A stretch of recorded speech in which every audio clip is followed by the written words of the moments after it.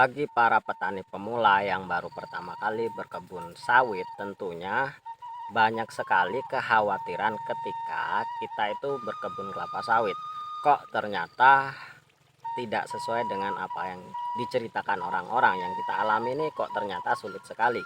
Nah, tantangan-tantangan inilah yang terkadang membuat kita itu agak sedikit kesal, agak sedikit sedih. Tentunya ketika melihat kebun kita itu banyak sekali permasalahan-permasalahan yang tentunya sering kita hadapi. Nah, pada video kali ini saya akan menceritakan tentang penyakit-penyakit apa saja atau hal-hal apa saja yang akan kita hadapi ketika kita berkebun kelapa sawit, dan tentunya itu adalah hal yang lumrah atau hal yang perlu kita tindaki. Dan teman-teman, hal tersebut itu sangat penting supaya kita ini bisa lebih tenang. Ternyata ini tuh memang hal yang wajar yang harus kita hadapi sebagai petani sawit. Nah, apakah itu teman-teman yang selalu kita hadapi ketika sawit kita ini baru beranjak besar atau baru mulai tanam hingga usia 4 tahun? Dan tentunya ketika nanti sudah usia 4 tahun ke atas, 5 tahun ke atas, permasalahan-permasalahan itu tentunya akan hilang. Ya, apakah itu kita beri tindakan atau kita biarkan saja? Nah, inilah beberapa hal yang pasti kita hadapi. Yang pertama teman-teman yang akan kita hadapi adalah masalah penyakit kuncup busuk. Nah, kuncup busuk ini memang sangat-sangat meresahkan bagi kita sebagai petani pemula. Tentunya sangat sekali membuat kita itu sedih ya. Terkadang satu hamparan tanah kita itu, satu hamparan ladang kita itu hampir hingga 40% itu terkena kuncup busuk. Nah, kuncup busuk ini teman-teman klasifikasinya ada beberapa hal yang perlu kita tindaki atau kita berikan tindakan, dan ada beberapa hal yang tidak perlu kita tindakan atau kita biarkan saja itu bisa sembuh sendiri. Masalah kuncup busuk teman-teman biasanya ini adalah genetik ya, bukan penyakit yang disebarkan oleh virus atau disebarkan oleh jamur.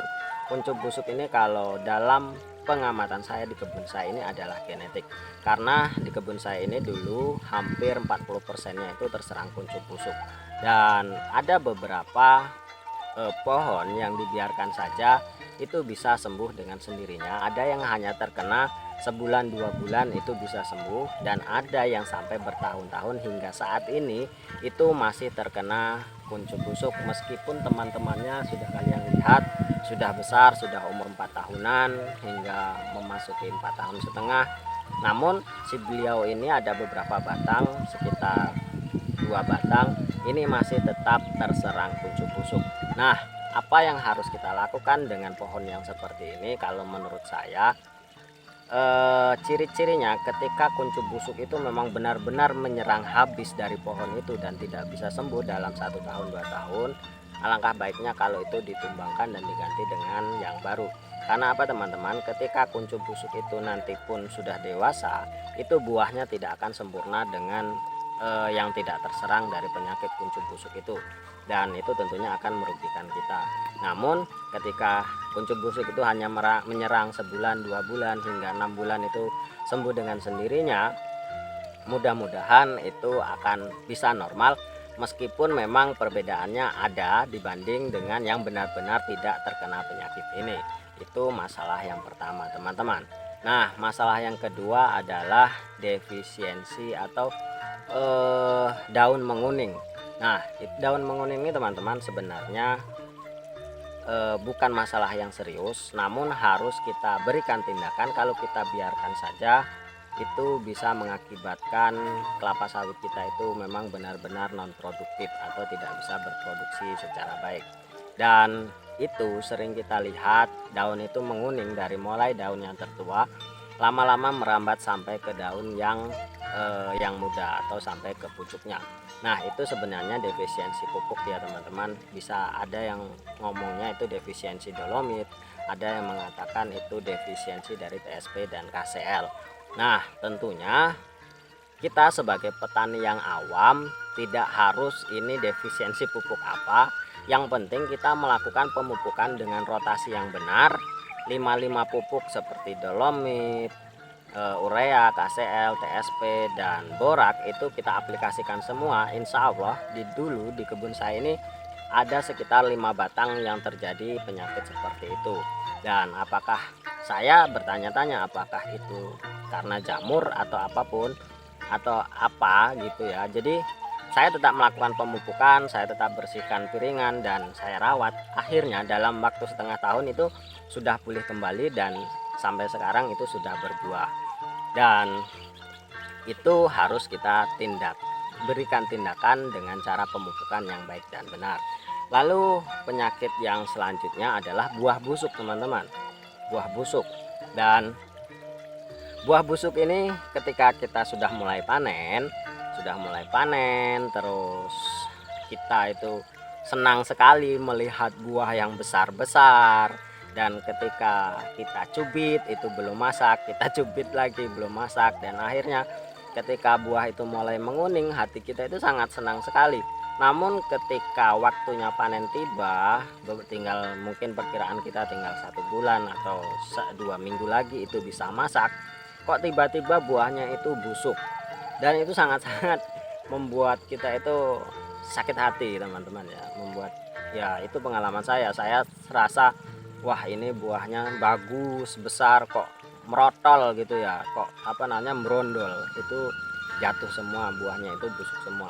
Dan saya searching di beberapa platform lah, ada yang di Google, ada di YouTube, itu ada yang mengatakan itu serangan Ganoderma, ada yang mengatakan itu genetik, ada yang mengatakan itu hal yang wajar. Manakah yang benar dari ketiganya itu, teman-teman? Ternyata sampai saat ini ada beberapa pohon saya yang waktu itu busuk. Alhamdulillah untuk saat ini semuanya menjadi normal kembali. Jadi teman-teman, ketika kalian sudah mulai panen atau buah pasir atau buah kecil atau sawit usia muda, terus kalian mendapati sawit kalian itu busuk, brondol sebelum masak, atau brodoli atau rontok sebelum masak dan itu busuk, itu adalah hal yang wajar, teman-teman, untuk sawit muda. Jadi kalian jangan terlalu pusing memikirkan itu, ingin dengan melakukan ini karena Ganoderma, karena ini jamur itu. Bukan Ganoderma ya, jamur marasmius, yang saya tahu itu jamur marasmius. Dan ternyata teman-teman, walaupun tanpa tindakan apapun, ketika sawit itu sudah mulai dewasa, alhamdulillah sawit itu sudah baik kembali. Dan saya katakan bahwa itu adalah hal yang wajar untuk sawit yang muda. Kecuali ketika sawit kita itu sudah umur 7 tahun kok masih busuk, tentunya itu adalah genetik ya teman-teman, atau serangan jamur dan serangan genetik. Tentunya hal itu akan sangat sulit untuk disembuhkan, lebih baik kita tumbangkan dan kita ganti dengan yang baru. Nah, itu permasalahan yang ketiga, yaitu tentang buah yang busuk. Lalu permasalahan apa lagi, teman-teman? Permasalahan selanjutnya adalah ketika kita sudah mulai ingin panen, terus buahnya itu ya kita tunggu, ternyata kok ada buah yang tidak besar-besar, hanya kecil terus. Nah, itu sering kita namai dengan buah yang gagal atau buah landak. Secara umumnya buah landak dan buah cengkeh atau hal sebagainya, orang-orang menyebutnya dengan berbagai macam. Nah, teman-teman, ketika kita menemui buah landak, buah cengkeh, itu biasanya batangnya itu besar. Ya, kalau buah landak itu biasanya batangnya besar. Kalau buah cengkeh yang bertumpuk-tumpuk itu biasanya batangnya biasa-biasa saja. Nah, apakah itu bisa diperbaiki, teman-teman? Kalau menurut pengalaman saya yang sudah saya lakukan, itu yang buah landak itu tidak bisa diperbaiki karena itu genetik. Buah landak, buah cengkeh itu tidak bisa diperbaiki. Jadi bullshit kalau ada orang yang mengatakan bisa memperbaiki buah landak dengan pemupukan yang sekian dengan cara yang ini itu. Jadi kalau menurut saya lebih baik kalian tumbangkan. Kalau memang kalian sudah mengindikasikan itu buah landak, lebih baik kalian tumbangkan dan ganti dengan benih yang baru, karena itu akan membuang-buang waktu kalian saja, membuang energi, membuang emosi, dan tentunya akan membuang biaya dengan beberapa cara yang akan kalian lakukan. Jadi kalau menurut saya lebih baik kalian segera tumbangkan dan segera ganti dengan yang lain kalau memang kalian menemukan buah landak dari dari kebun kalian. Nah, itu adalah 4 hal yang pasti akan kita temui ketika kita berkebun kelapa sawit, teman-teman. Jadi jangan risau, jangan kecewa, jangan sedih ketika kita menemui hal-hal tersebut. Kita harus bisa segera mengantisipasinya bagaimana caranya, dan hal tersebut harus kita ketahui supaya kita itu memang benar-benar nanti mendapatkan hasil yang maksimal. Nah, mungkin hanya itu teman-teman sharing pada video kali ini, semoga bermanfaat. Terima kasih atas atensinya. Wassalamualaikum warahmatullahi wabarakatuh.